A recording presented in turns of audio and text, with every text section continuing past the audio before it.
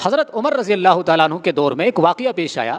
ایک شخص نے آ کر کے شکایت کی کہ حضور میرا بیٹا میرا کہنا نہیں مانتا, میری نافرمانی کرتا ہے, آپ ذرا اس کو سمجھا دیجئے کہ میرا کہنا ماننے لگے.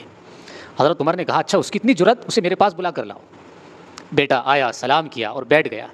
حضرت عمر نے سوال کیا اچھا بتاؤ تمہاری عمر کتنی ہے؟ تو حضور میری عمر 18 سال ہے.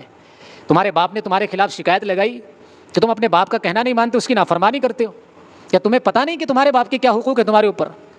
قرآن میں کیا ہے والدین کے لیے؟ تو بیٹے نے سامنے سے حضرت عمر رضی اللہ تعالیٰ عنہ سے سوال کیا کہ حضور مجھے ایک بات کا جواب دیجیے, کیا صرف میرے کاندھوں پر ہی حق ہیں میرے باپ کے؟ کیا میرے باپ کی کوئی ذمہ داری نہیں میرے حوالے سے؟ کیا میرے کوئی حق نہیں ہے میرے باپ پر؟ حضرت عمر رضی اللہ تعالیٰ عنہ نے کہا یقیناً جس طرح تیرے باپ کے حق ہیں تیرے کاندھوں پر, ویسے ہی تیرے بھی حق ہیں تیرے باپ کے کاندھوں پر.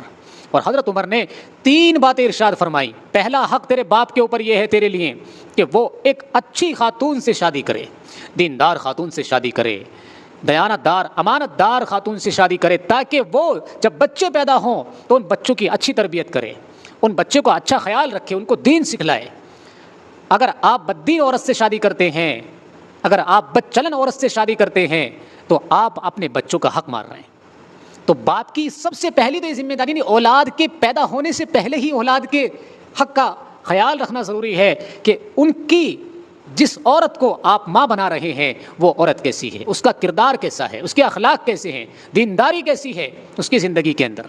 تو ان چیزوں کا خیال رکھنا ضروری. اگر کوئی باپ اس چیز کی رعایت نہیں کرتا ہے تو یقیناً اللہ کے حضور اس کو اس حق کا حساب دینا پڑے گا.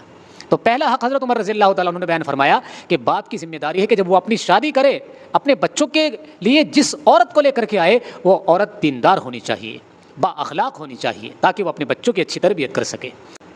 دوسرا حق ارشاد فرمایا کہ تیرے باپ کے اوپر تیرا دوسرا حق یہ ہے کہ تیرا باپ اچھا نام رکھے, اچھا نام رکھے اپنے بچے کا.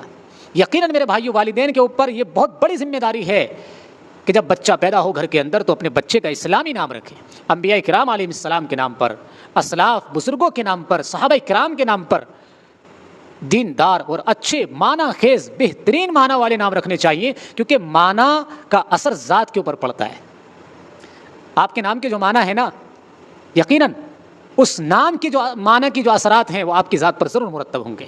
حضرت تھانوی رحمۃ اللہ علیہ کے زمانے میں ایک واقعہ لکھا گیا ان کے دور کا کہ ایک شخص ان کے پاس آیا کرتا تھا, وہ بار بار شکایت کرتا تھا کہ حضور میرا بیٹا بہت بیمار رہتا ہے, بار بار اس کی شکایت یہ ملتی رہتی تھی. تو حضرت نے ایک مرتبہ اس سے پوچھا اچھا یہ بتاؤ تمہارے بیٹے کا نام کیا ہے؟ کسی نام تو کلیم ہے. اچھا کلیم کے معنی آتے ہیں زخمی کے, ایک معنی کلیم کے زخمی کے بھی آتے ہیں. تو حضور نے پلٹ کر جواب دیا کہ ٹھیک کیسے ہوگا جب تم نے نام ہی اس کا ایسا رکھا ہوا ہے. تو حضرت نے اس کا نام چینج کر کے سلیم رکھ دیا, اور سلیم کے معنی آتے ہیں اچھا, محفوظ, صحت مند. تو کہتے ہیں کہ اس کے بعد اس کا بیٹا ٹھیک ہو گیا, یعنی نام کے بدلنے سے ہی صرف اس کا بیٹا ٹھیک ہو گیا. تو میرے بھائیو ایسی بہت سارے واقعات ہیں, بہت ساری دلیلیں ہیں ایسی جن سے یہ پتہ چلتا ہے کہ نام کے معنی کا اثر ذات کے اوپر پڑتا ہے. اور تیسرا حق حضرت عمر رضی اللہ تعالیٰ عنہ نے بیان فرمایا کہ باپ کی ذمہ داری ہے کہ وہ اپنی اولاد کو دین سکھلائے, اپنی اولاد کو دیندار بنائے, قرآن کی تعلیم دے. تو بیٹے نے حضرت عمر رضی اللہ تعالیٰ عنہ سے عرض کیا کہ حضور امیر المومنین میرا باپ ایسا ہے کہ میرے باپ نے ان تینوں حقوق میں سے ایک حق بھی ادا نہیں کیا. جس عورت سے شادی کی ہے وہ باندھی ہے, خرید کر لایا, اس کو ماں بنا دیا, اور میرا نام اس نے جول رکھا ہے, جول, جس کے معنی آتے ہیں گندی نالی کا کیڑا. اور تیسرا حق کہ حضور میری عمر 18 سال ہے اور ابھی تک اس نے مجھے قرآن کی تعلیم نہیں دی, ابھی تک میں نہیں جانتا قرآن کی تعلیم کیا ہے. تو حضرت عمر رضی اللہ تعالیٰ عنہ کو جلال آ گیا, غصہ آ گیا کہ بیٹے کی شکایت کرتا ہے کر کے, اور تمام بیٹے کے تو نے حقوق مار رکھے, نکل جاؤ میرے یہاں سے. حضرت عمر نے اس کو دربار سے بھگا دیا اٹھا کر کے. تمہاری ہمت کیسے ہوئی کہ تم اپنے بیٹے کی آ کر کے شکایت کرو جبکہ تم نے اس کے حق مار رکھے. کسی بھی باپ کو حق نہیں ہے جب تک وہ اپنے اولاد کے حقوق ادا نہ کر دے کہ اپنی اولاد کے بارے میں وہ کسی سے شکوہ کرے کہ میری اولاد تو ایسی ہے. آج کل ہمارا مزاج یہی ہے کہ ہم اپنی اولاد کی جو حقوق ہیں, جو دینی ذمہ داریاں ہیں ہماری, ان کو لے کر کے ہم فکر مند نہیں ہوتے, ان کے بارے میں ہم نے غفلت برتی ہوتی ہے. اور جب کل کو اولاد ہمارے اوپر برستی ہے, ہماری بدتمیزی کرتی ہے, ہمارے حقوق مارتی ہے, تو ہم شکوہ کرتے پھرتے. بھائی رونا نہیں چاہیے, کیوں رو رہے ہو تم نے اپنے پیر میں کلہاڑی خود سے ماری ہے. تم اگر اپنے بچوں کو دیندار بناتے, دین سکھلاتے, باخلاق بناتے تو ضرورت نہیں پڑتی شکوہ کرنے کی. خود تمہارے بڑھاپے کے اندر وہ تمہارا سہارا بنتے. لیکن یہ ہے کہ برباد ہم خود کرتے ہیں کھیتی کو, اور پھر یہ امید کرتے ہیں کہ ہاں فصل کٹنے پہ ہمیں جو ہے اچھا غلہ ملے گا, اچھی فصل مل جائے گی. نہیں ملے گی.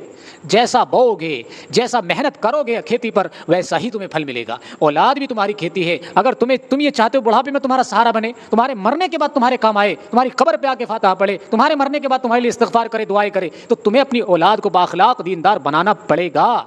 ورنہ بھول جاؤ, کوئی تمہیں یاد نہیں کرے گا. تمہاری قبریں بوسیدہ ہو جائیں گی, ہڈیاں گل سڑ جائیں گی, تمہارے جسموں میں کیڑے پڑیں گے, کوئی تمہیں یاد نہیں کرے گا. تمہاری قبر تک کی زیارت کرنے نہیں آئے گا, تمہارا نام و نشان مٹ جائے گا.